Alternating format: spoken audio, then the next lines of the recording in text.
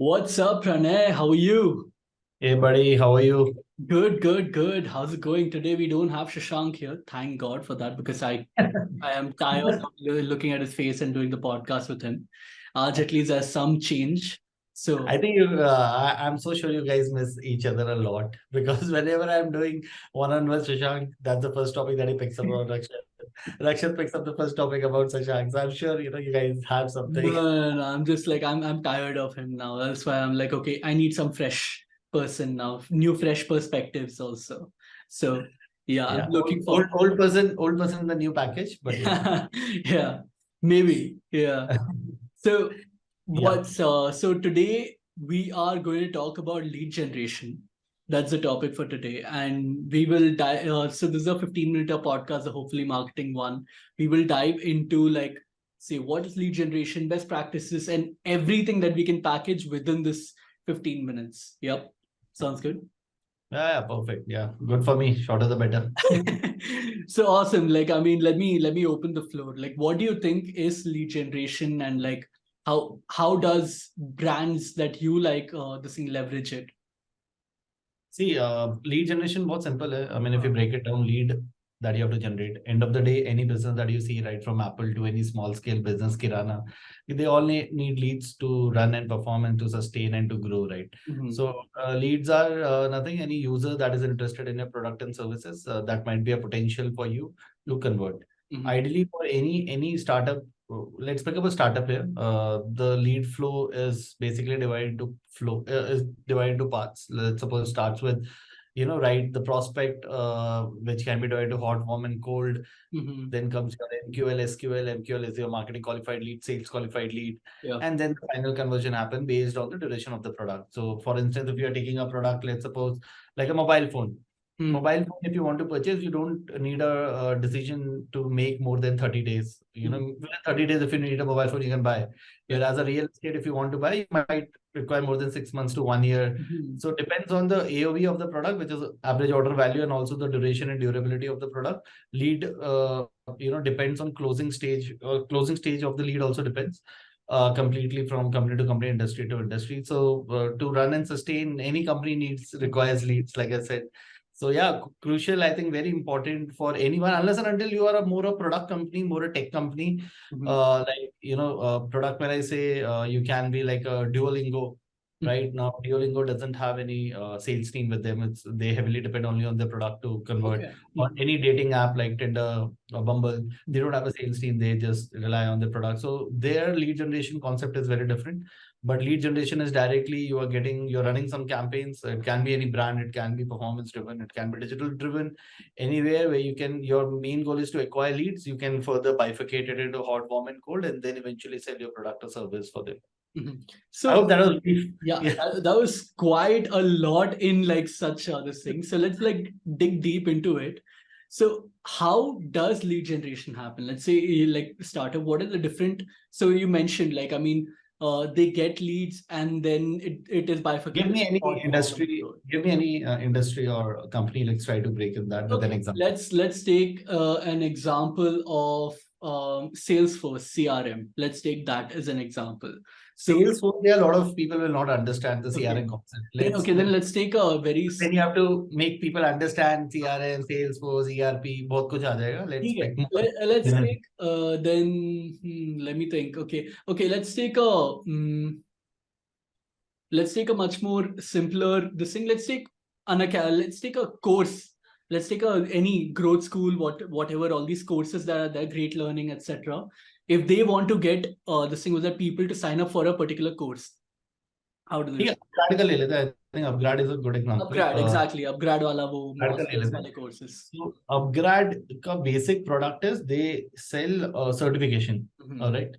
They only take their USP is we will make you qualified for the job that you might be interested in. Mm-hmm. For that, we give you a certification. Our certification consists of some courses or some chapters that you have to go through. And finally, when you think you are eligible enough to take our certification, that's a hallmark of completion and telling the your job seekers that the job givers here in this case that hey, I have a grad since it's a good brand that I completed my Six Sigma course or a digital marketing course. hence I'm eligible, right? Mm. Now, this is what the basic criteria of a lead of a upgrade in a certification part is. Now talking this was from a user perspective, consumer perspective, now talking from the company's perspective. Yeah. Now for lead generation, they rely heavily on digital marketing, right? I think Upgrad has recently expanded a lot in European markets, where they're in India it is still app heavy, but in European market or even in the states, in the America, in the North America, it's still web driven is heavy across, even in your Middle East countries out there. So their basic model, Rakshit, will be first of all, okay, let's pick all the elements. You first need to have a landing page for the lead generation. Yeah. Now, if you see your campaigns like a LinkedIn or a Facebook, they have their own lead generation form as well. But the only problem is you can run it if you're a startup, but companies like Upgrad, should not go ahead with it purely because of the junk quality that they might receive. Okay. Junk is something that is the primary duty or a KPI of a let's suppose a digital marketer if they are running to minimize or to be less as much as possible. So if you're running a lead generation form which automatically pops up, the chances of junk qualities are quite a lot. Yeah. So the number one thing you would require a landing page, and a landing page is basically again divided into 3 to 4 parts. Number one is usually the offer or the fields wherein you have to submit your details. Number two is you tell about the company. Number three is you tell about the testimonies or any rankers or people have achieved. Number four is you tell about the location, site, and other factors. And number five is usually again a field or the submit button where you have, wherein if a user has scrolled down to the bottom, you can show them again where to submit the field. Now the interesting part is when you run a lead generation is the quality of leads that you're getting. Like I said, the junk part, right? Now, you might be running as a performance marketer, the best campaign, the best targeting, the best, you have found out, okay, search campaign, display campaign, perf max campaign, video campaign, discovery campaign. There are a lot of campaigns only in Google that you can run. Then comes your Facebook, you can run your awareness campaigns, reach and frequency, and so on, and all optimized for bringing a lead, right? But the most important part that a lot of people don't focus is making a landing page, like I said, has to be structured through which, you might get the right user through your targeting. But what if the user, comes and they click, you have done a lot of hard work in, setting up the campaigns, like I said, setting up the audiences. But once they click and once they land, if the communication on the creative or the video is not with respect to what is on the landing page, the whole game goes for a toss. Or you are not done enough experiments with the AB experiments with the landing page, it goes for a toss. So hence landing page creation is an important part of lead generation. What you are selling, the offers, where it is placed, how it is placed, what's the color, are you following a brand guideline, or is it what are you doing AB testing at one buttons? Maybe there are 4 fields that you have put, let's suppose a name, email address, which city you belong, and what the product you are interested in. Versus are you trying a A/B testing where just a name and product that they are interested in? Because I have done this experiment and I've seen significant increase, almost double in the conversion percentage from click to conversion when you try with multiple feeds. So it just gives an idea where, it's almost the same user that you are targeting, but how they are converting is very important that you have to track of. So ये सब lead generation बहुत बाद में आता है. First you have to take care of the other aesthetics, hygiene level that you have to work in with. So once the user comes, now I'm assuming the landing page, everything is done now. The user has come, they have been acquired, right? So as a performance marketer, upgrade ka big gaya 6 Sigma ka course. Now you've got the lead, the sales team gets in touch. Sales team have their own disposition. Disposition is basically giving comments against each of the leads that they are receiving, and usually a sales team have their pre-filled comments out there like RNR, ringing and not responding, right? Did not pick up the phone, not interested. Know about the company or the product hash. So all these comes or not interested. All these leads have a bucket of around 20 to 30% on an average industry level that will be marked under either not interested or junk. Then comes now is actual game. So any lead generation will form anywhere in the company, any organization, any product. 20% is the benchmark that we'll find for junk leads. All depends on how much, but okay, let's cut that. So 20% depends on the junk lead. Then comes your hot, warm, and cold. People interested. actually interested and then would be interested in the further days. What is the And percentage वहाँ पे hot, warm and cold में क्या है percentage? so irrespective of that, so the KPI for a lead generation should not be hot, warm, and cold. Ideally, it should be the conversion percentage. So let's suppose 100 leads that you get. Number one thing that you should track is what's the percentage of dial percentage out of that 100. Now, out of that 100, then after dial percentage, what is the contacted percentage? Right. So the sales team might have just called maybe here in one case 50%, right? And then out of 50%, like out of 100 leads, they have called 50 people, and out of 50 people, only 10 have got converted, have been contacted, right?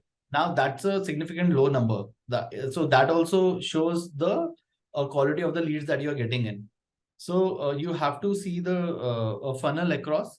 But assuming the sales team have called 100 of the leads and whatever, I mean, they have called 30-40% of the people and 10% have contacted, then comes the conversion percentage. So anywhere above 2 to 2.5 percentage conversion percentage on dialed contact list is a good number to have. Is a good percentage to have. Now, let's suppose you are running multiple campaigns for a lead generation. One is search campaign, like I said, one is Perf Max, one is whatever man is left, display, video, Facebook affiliates you're running, right? Now you have to break it down based on the conversion percentage from each of these campaigns or channels. That will give you a further idea how you can maintain the best quality for your lead generation. So to that level, if you're doing tracking, I think lead generation should be a success for you. So the KPI, soft KPI for a performance marketer or for the company should be the cost per lead that you're getting first, how much you're spending versus how much leads you're getting. So the cost per lead should be that depends on industry to industry, but again depends on industry. Then their average order AOV, average order value. So the AOV, but primarily this doesn't get better unless and until you focus on the conversion percentage eventually. So the soft KPI metrics has to be CPL, cost per lead that you are getting, and then the conversion percentage is the foremost. The ROI is not a key important measure here, because again depends on product to product. For example, if the product is, let's suppose 40,000, so even if you're getting a CPL of 800, 900 on 2% conversion percentage, you do the back calculation, you will still achieve a ROI of 2 to 3, which is a good. But in case your average order product value is, let's suppose 100 rupees, now you're getting 100 rupees ka CPL, then that is not good, right? So there are other metrics also that you have to define, but usually, like I said, 2 to 2.5 conversion percentage is the metrics you have to calculate, like out of how many leads actually got converted. So you mentioned about like marketing qualified lead and sales qualified lead, right? So what exactly is the difference between them? So MQL is wherein leads that have come through your platform, once the sales team calls and they are like, okay, hi, is this Rakshit? You're like, yeah, so you saw our ad on LinkedIn. Did you click onto it? And as soon as they say, yeah, yes, I did see and I was interested. Now that's a marketing qualified lead. So out of 10, maybe 6 people would have said yes. Like I said, 20% is the average spam ratio. Now out of 6, now comes the hot, warm and cold. Are they interested? Are they not interested? Or like, they did not see. So that becomes a sale qualified lead to convert. That's the difference. And that is identified by the marketing team, or is it identified by the sales team? Basically it's identified by the sales team, but there has to be a constant cadence, or there should be a connection between the sales and marketing. Otherwise, how will I optimize my campaigns? Because the final, though the sales team typically works on an LSQ, lead square, wherein they can update, and I always can get to know, or through any Tableau or anything they can update through numbers. But end of the day, to improve the real-time quality, there should be a daily or a weekly cadence at least between the sales team and the performance team. Okay, now before we end, like I want to ask you, like, what are some of the best lead generation campaigns that you've seen till now, like by say any startups in India, like, and like what? I love Furlancos. Yeah.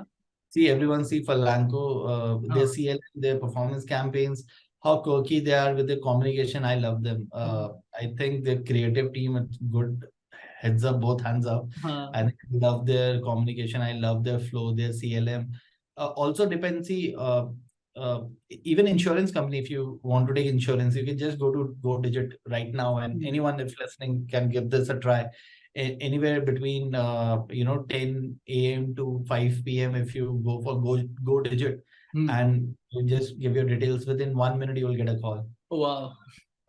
So that also depends a lot on how frequent you are with the sales team, how frequent is the sales team in calling. Yeah. So for instance, now this should be set up from the performance side actually. Let's suppose I'm running 10 campaigns, out of which search campaign is the highest interestable campaign for a particular user because it's a pull market, not a push market, whereas display video is more like a push, right? Yeah. So that should be aligned with the sales team. Any lead coming from a sales campaign has to be called within, let's suppose, 1 hour or 2 hour or at least 24 hours. You can't call, that's a big no. You can literally be out of the game if you're calling a search lead beyond, like, let's suppose 24 hours. You can just lose the game. And then if you're saying, oh, it is junk or the quality has converted somewhere else, then it is your problem. It wasn't the performance team problem.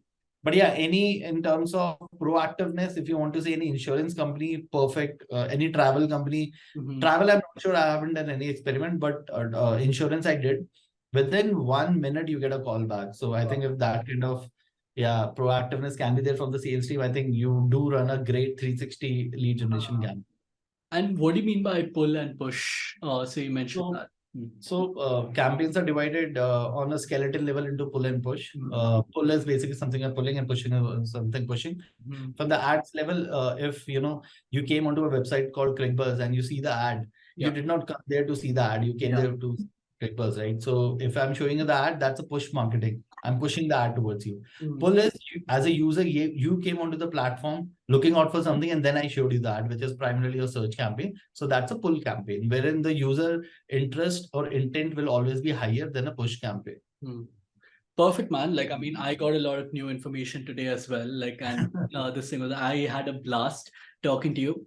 As discussed, we kept it within 15 minutes and we got everything packaged. I hope you guys, like even the viewers also got. I think I was very fast because I think in 15 minutes I had to cover everything, and then in between I was like, am I making sense? Am I connecting the dots? Okay, let me take an example again. But yeah, do let me know if anything. No, but that's good. Like, because you were very fast, like I think I would recommend people to slow the video down and watch it, or just go back and watch it again. It'll help us also with the views. So please do that. Yeah. So before we sign off, what are your closing thoughts, Pranay? On lead generation? Yes. Any company which is more sales driven, please follow a complete 360 plan of a lead generation. It can't be just you plan and it happens. Like I said, right from the tracking to the landing page to the communication to the sales team, then on what campaigns you're running, everyone should have complete information based on that, and the feedback loop should also close in optimizing the campaign between marketing and sales, right? Yeah, primarily. Perfect. And if they have to find you, where do they find you? LinkedIn is where I'm active. Yes, you've started creating also on LinkedIn now. So please do follow Pranay on LinkedIn. And if you want to reach out to me, you can reach out to me on LinkedIn as well. Rakshata Nathan. And yeah, follow Brew Your Market for more content. See you in the next episode. Bye-bye. Signing off. Thank you.